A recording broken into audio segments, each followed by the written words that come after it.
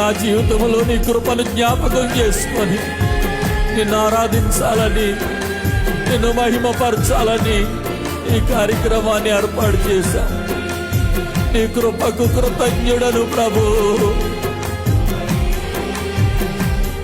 నేనేమై ఉన్నానో అందరూ చెప్పండి స్వరమెత్తి. మనమేమైనది కేవలము దేవుని కృప. మనమేమైనది కేవలము దేవుని కృప. అయ్యా నీ కృప కొరకై వందనాలయ్యా.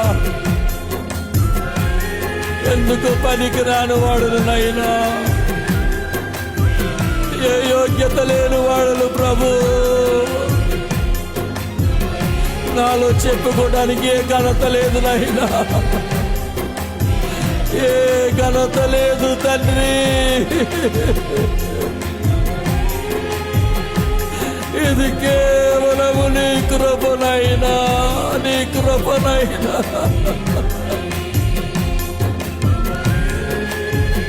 పనికి రాని జీవితాన్ని పనికొచ్చే పాత్రగా మలిచాడు.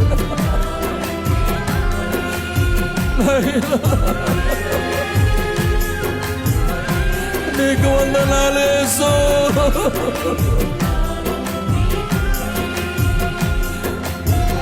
వందనాలు